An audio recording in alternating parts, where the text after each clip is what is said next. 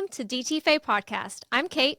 I'm Elle, and this week we'll be covering House of Flame and Shadow, chapters 67 to 72. But first, there's a book you cannot or will not stop talking about. I know I started talking about it last week, and I've been talking about it nonstop because, I don't think I've been this excited about a new series in a long time, probably since like Fourth Wing or like before that, ACOTAR. It's such a strong start to a series.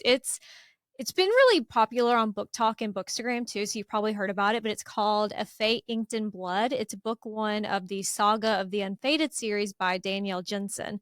And if that name sounds familiar, it's because she also wrote The Bridge Kingdom, which thank God this one is a little more spicy. It's still tame compared to like some of our Kindle Unlimited recs, like it's not a reverse harem.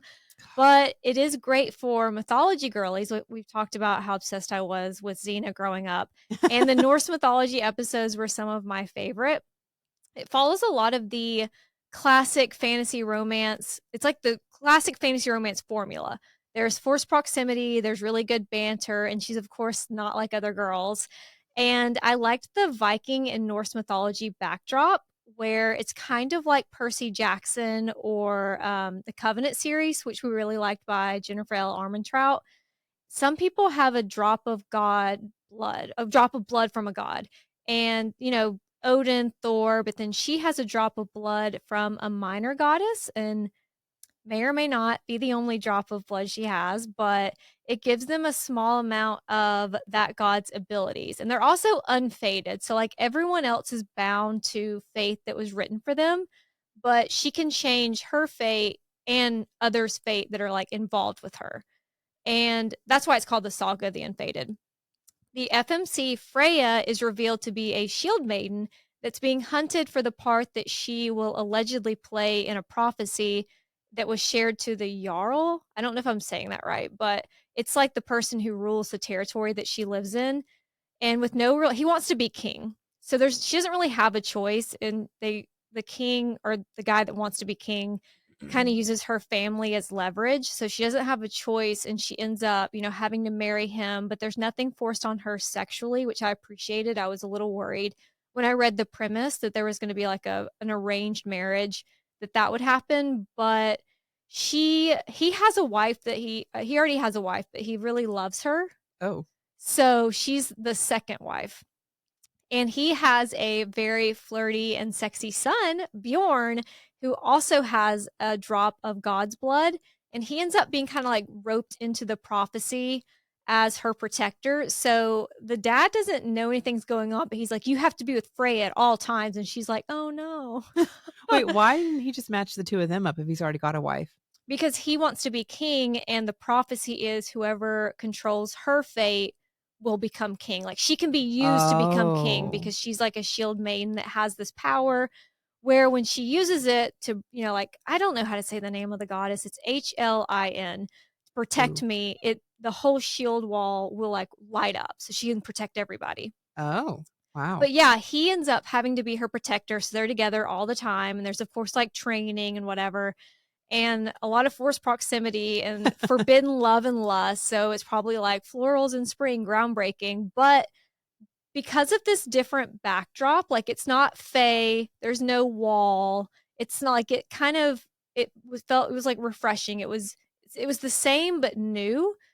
And the world was complex, but it was a world that you're already familiar with if you have read or watched or listened to anything about like Norse mythology and like that part of history and anything like we've all watched Thor and the show Vikings and like there's so much involving that it felt familiar, if that makes sense.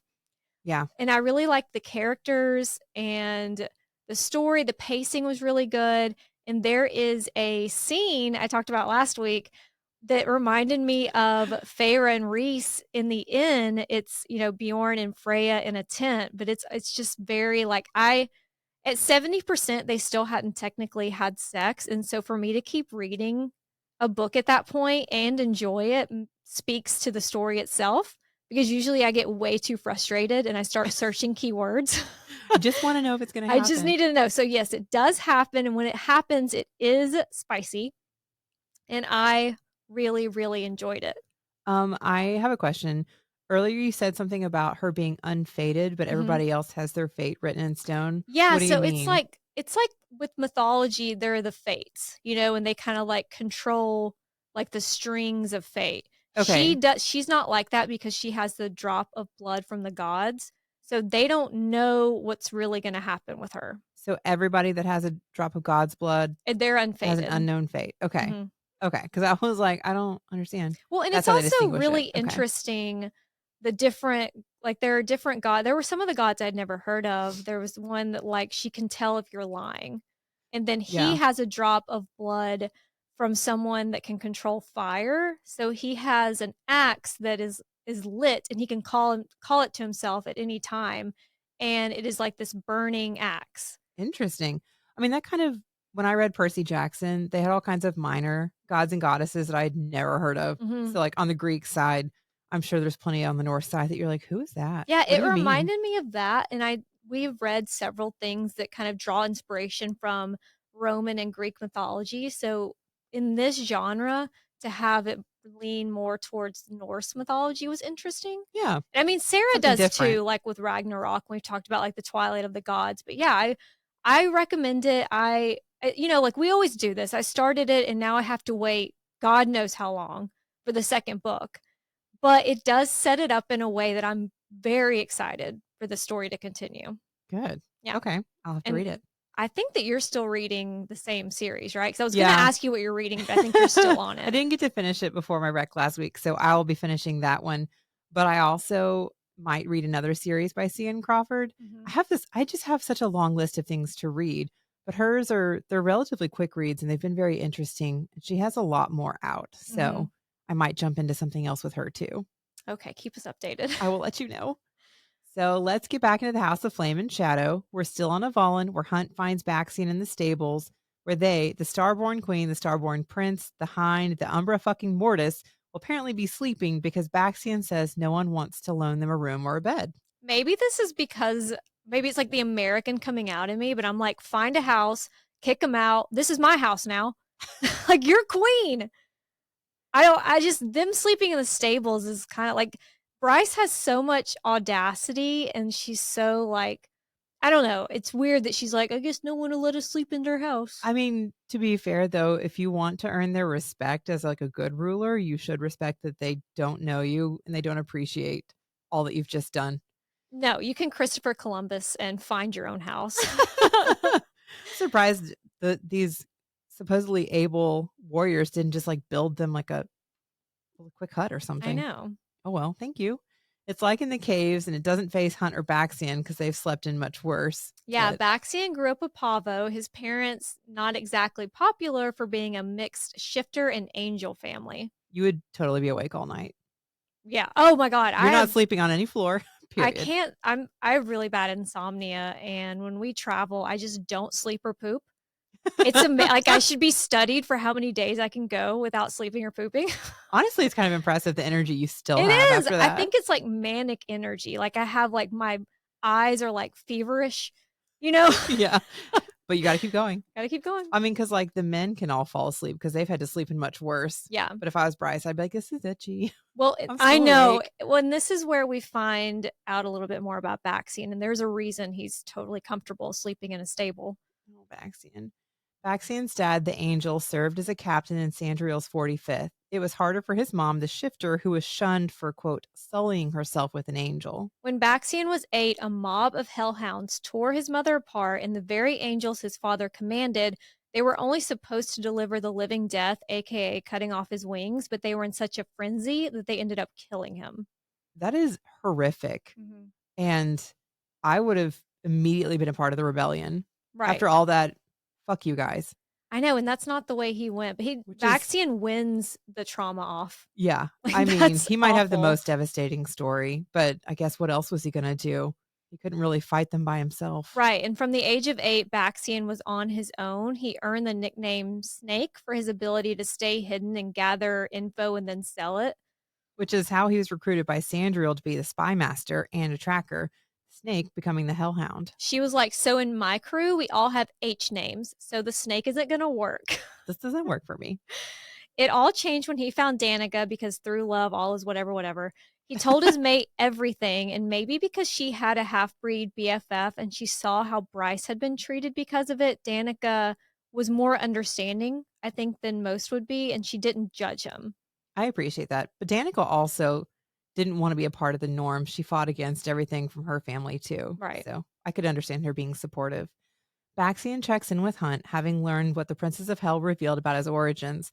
Hunt says his daddy issues are secondary to everything else, but it's clearly still bothering him. And that's probably why he hasn't gone full hell or whatever to free himself of the Black Crown. It's understandable, but he does need to be full strength to take on the Asteri. So, like, it's just something that it needs to be priority, getting the crown off. And now that they're trauma bonded, Hunt asks Baxian if he'll be his second in command. That's so cute. They're friends. They're really friends. Bryce tells everyone she and Hunt are going to Nina with her parents because she needs Randall's expertise. Not suspicious at all. Baxian will hold down Avallen, and Rune is going to take these two buzzards, Flynn and Deck, to Lunathion to find Isaiah and Naomi. I love that she used the word buzzards. I know. I cannot wait to introduce everyone to Fireheart and Buzzard once we start Thronoclass. Buzzard. Rune counters no angel is going to follow any of them, even Athalar, into battle. And I mean, that wasn't the plan, but does he not remember when all the angels bowed to Hunt after he ripped Sandriel's head off? Yeah. I mean, the Rune angels was know, there, actually. They know who Hunt is. Mm-hmm. The frat boys are little bitches about the plan, but Lidia volunteers to go with Rune, who guesses there's more to this plan than Bryce is sharing, but he trusts her. Tharion needs to go back to the River Queen, you know, the one who wants to kill him for breaking up his 10-year engagement to her daughter, and convince the River Queen to shelter as many people as possible, capital B Beneath. I mean, in his visit with her, we'll get to that, but I'm just like, communication is everything. Right. Such a coward. Like the frat boys, Tharion isn't sold on the plan, but figure it the fuck out. Find something the River Queen wants more than killing you. And the Blue Court did shelter people when demons were attacking the city. So like a lot of characters, there's clearly more to the River Queen than we know. Yeah. I mean, if this is something much bigger than just you, she will listen. It's not giving her enough credit. They're little bitches about everything. They're like, I don't want to go Why do I have to go? It's like, guys, this isn't about you. We're trying to save the world. Sathia volunteers to go, which on paper doesn't seem like the best idea, telling the River Queen, you're married after leading her daughter you've married her after leading her daughter on for 10 years, but it's not a bad idea to have someone to talk for Tharion since he clearly can't talk for himself. Well, and it's like in wrestling, there's something called a valet, and it's when a wrestler is not very good on the mic. They have usually a woman that comes out and like speaks for them. Oh, God. So she is his valet. And come dawn, they're scattering. It's like Scooby-Doo style. But for now, they're all going to sleep in a stable together. Okay. Unable to sleep, Rune and Lidia mind speak. Lidia is struggling with the attacks on Ophion, which she knows were aimed at her, and Rune is processing the murder of his father. She's like, you'll get over it. I did. I killed my father, LOL. What? I know. He's like, what? Say that again? And it's the way she did it was pretty brutal because she told Ophion, I guess, where he was and that he was. No, she told, I can't remember. He gets like run over by a tank or something. I can't remember, but yeah, RIP. Yeah. Their little patricide bonding moment turns into a kiss, then more, before Flynn interrupts saying, please don't fuck right next to us. It reminds you of Ithan cock-blocking Hunt and Bryce back in Sky and Breath. It's funny, but also like your sister's in that room. Y'all need to calm down. This open floor next to us. Yeah. Speaking of Ithan, he's mostly hovering over Hypaxia back in the House of Flame and Shadow while she tries to make the parasite antidote. She's like, can you at least go get me a sample? So he fills up water from the tap and is like, here. But she needs different samples from different water sources, and it needs to be in a sterile container. Like he's just like stomping around like, here. I mean, he was clearly in school, but I'm like, did you go to any of your science classes? He's just like, figure it out. Are you doing it? Do you know? Yeah, right. He's someone who I think it was history might have been his major, but yeah, he's like an educated male. Yeah. I mean, you probably still have to have a science class to graduate. But Hypaxia is like, no, that's not the water I need. I need lots of water from lots of different places. I mean, really though, he knows Sunball. Does she really need all that, or does she really need Ithan to just go away for a minute because he's hovering? Well, and he becomes like a glorified water boy, basically. I love that. Love that for him. On his way back from gathering water samples, he sees a female Reaper, not Sigrid, and opens the door for her as she enters the House of Flame and Shadow. And his bowels get watery, so that's like an ACOTAR throwback. Gross. Seeing but not scenting the Reaper actually gives Ithan an idea. A whole thought forms in Ethan's head. What happens to the parasite when we die? Does it stay in the body, or Is it dead too? The fact that you just said that, like a whole thought. he had a whole complete thought one. that formed, and it's a good thought. Good job. Do Reapers still have the parasite? If it does die with them, could that be the way to locate it by the lack of it being in their bodies? And there's only one way to find out. Ethan's new task is to find a Reaper, so of course he goes to Jessica and he's like, I need a Reaper. And then one just arrives at the morgue turned lab within the hour because Jessica took care of it. I love that Jessica's assistant is always like, I need to get to Avallen. I need a Reaper. She's probably like, fuck. Why am I your assistant in this? The male Reaper that shows up is relatively fresh. He only has a hint of a glide, and he's basically wearing like a Hot Topic fit. Like he's very like punk. He reminds me of, honestly, yeah, he reminds me of Rune, like the way he dressed. The Reaper was in the ox of a lion shifter pack, and he was killed during an inspection of a vampire nest in the meat market. Which makes you wonder why he chose to become a Reaper in the same house as vampires, not vampires, vampires. Yeah, that is interesting though. This is interesting. Like he gets a whole chapter, and he's also very flirty with Hypaxia, which is funny. She recognizes that he's lonely, he's scared, and he's clinging to his mortal life. Unlike most, Hypaxia pities the Reapers. When we get more of a story on him than like most CD characters, like that CD list characters in this series, I mean, I feel like I know more about him than I do the River Queen's daughter. Yeah. You know, like we learn a lot about him. So I wonder if he's going to be in the next book somehow. Like, is she going to be able to bring the Reapers back, or? Well, especially if Hypaxia has a soft spot for them. Right. You know, it's like, why did we learn about how he died? And well, I was about to give a spoiler, but about the Underking in general, but I think that they're going to come up again, right? Especially because she's pointed this out and he's having a moment, like you said. Ithan was right about the parasite. Reapers don't have it. They don't have anything living in them at all. So now Hypaxia will compare his to Ethan's blood and see what stands out to hopefully isolate what the parasite is. Fury, Juniper, Syrinx, Ember, Randall, and Cooper / Emile finally arrive on Avallen in a helicopter. And they brought snow gear for the trip to Nina, where the Northern Rift is located, and as many weapons as Fury could gather. And this is the first time that they're all seeing each other after Juniper left that really shitty voicemail for Bryce. After she like tried to use her princess status to get Juniper that ballet promotion.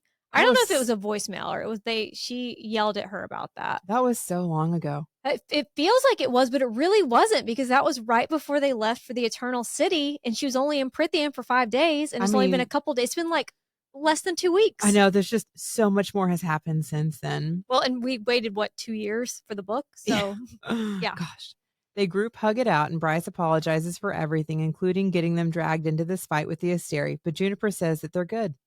Fury is like, should I not be going with y'all? I'm more of use in the field, and I have to agree with her on that. I have some questions.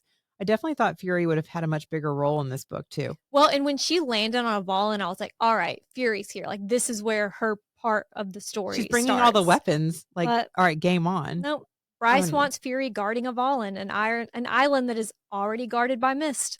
At least he gives them time to grill Baxian about him and Danica.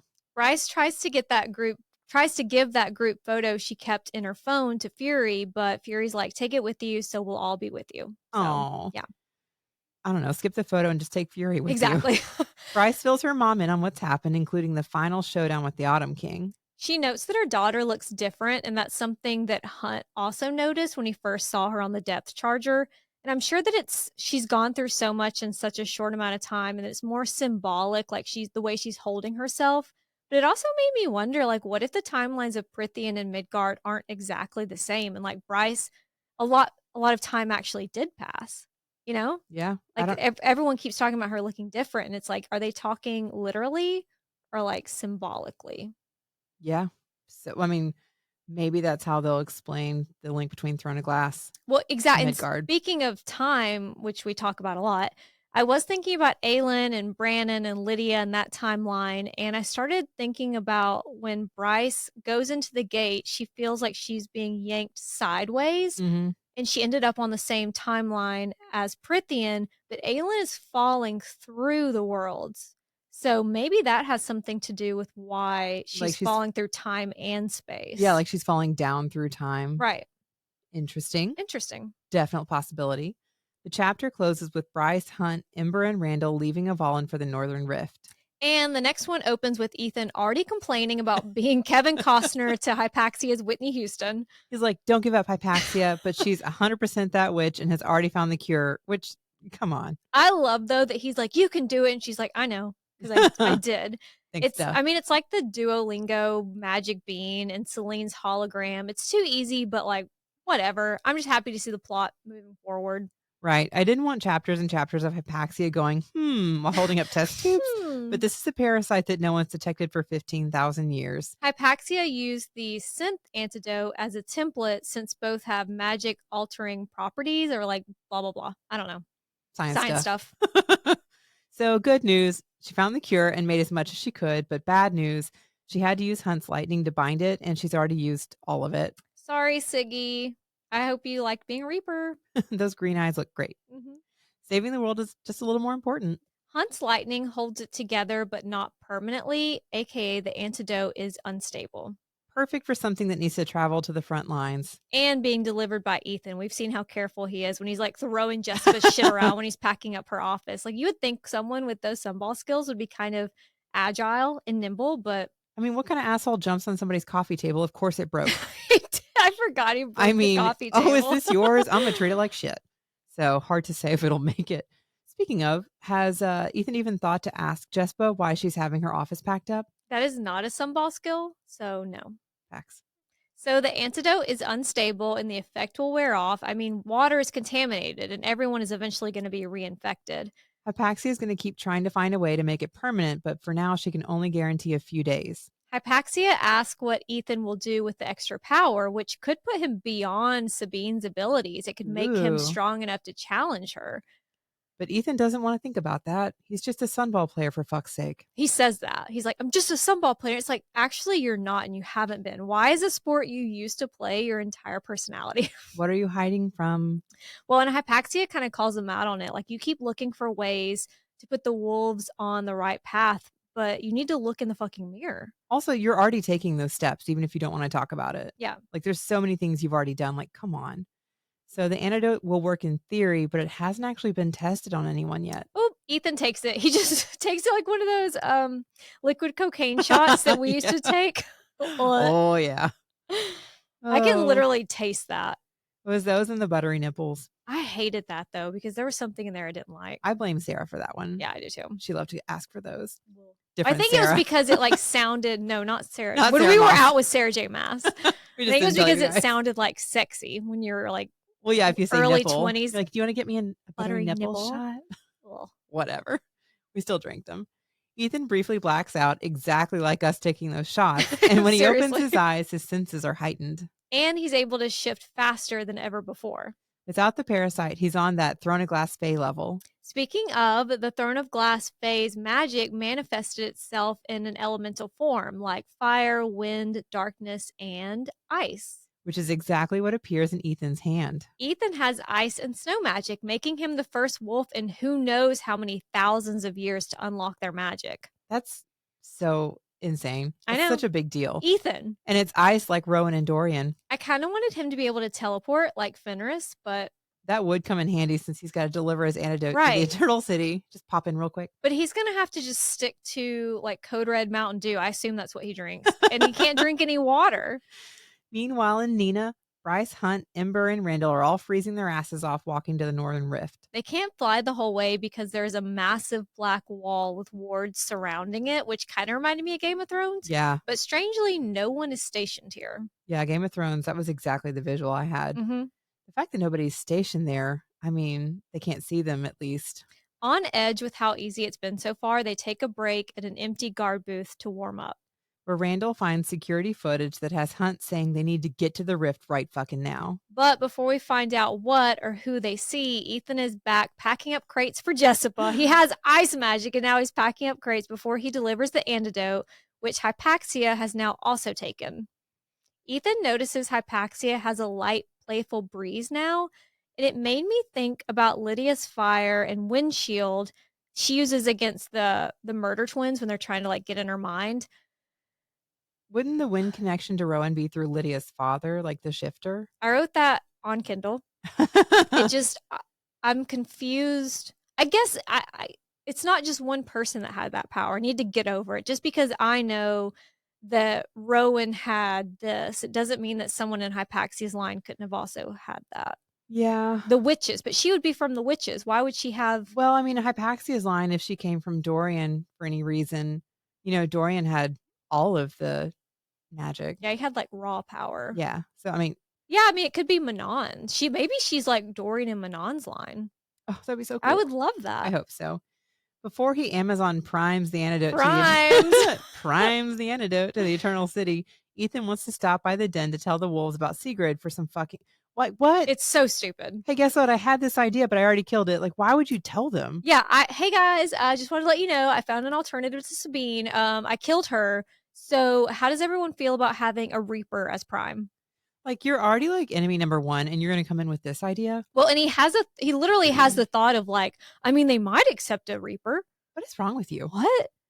Like, that is some really strong denial. Mm-hmm. Even if she wasn't a Reaper, which she is, they don't know this wolf, and she has no experience being a part of a pack, let alone leading one. He also wants to tell them about the parasite and the antidote, like, the one that he doesn't have enough to give them. Like, imagine someone coming and announcing, hey, guess what? Y'all are infected, but I've got a cure, but I don't have any for you guys. Bye. Bye. Jessica thinks the wolves, especially the very paranoid Sabine, will assume this is somehow related to her and Bryce. Even with his proof of magic, they could be like, well, Jessica probably helped you, or the witch probably helped you. Yeah. The wolves know Bryce is a good person, Ithan says. But bitch, did you forget how the wolves, including you, treated Bryce after Danica and the pack's deaths? I mean, but they did see her try to fight for the humans when the demons came through in the first book. Yeah. Still. Speaking of Danica, Ithan thinks bringing her papers, the ones he found after breaking Bryce's coffee table, will help convince the pack that it's not just him questioning the Fendir's unchecked power. Okay, but you're literally trying to force another Fendir down their throat. I mean, you're also... It's so fucking stupid. It's not tarnishing Danica's reputation, but she's died. They've had to move on. Why would you keep bringing her up again? Yeah, and he's like, oh, and she was also doing research. Neat. She's gone. Here's where we are now. Mm-hmm. And you're also just assuming that there are wolves that are unhappy with the current state of things. Well, and when the wolves have been the Asteri's chief enforcers from the very beginning. I mean, Jessica's pointing all this out because Jessica doesn't have a very high opinion of the wolves because she has seen 15,000 years of them being loyal to the Asteri. So she's like, you're really putting a lot of faith. Man, if I was Jessica, I'd be so much snarkier. After having to see that many years of people, like, the Asteri give them like one little bit and they're like, yes! And like, now we're totally loyal to the Asteri just to have this little kernel of power, whatever it is. Yeah. I'd be like, are you kidding me right now? Really? Plus, you're also supposed to be protecting Hypaxia. It's your one job. It's like him bailing on the Eternal City the night before and I guess House of Sky and Breath. And then he bailed on the Dungeon Daddies earlier in this book. Like, he's not reliable. No, he's really stuck on this whole inheritance line. It's wild.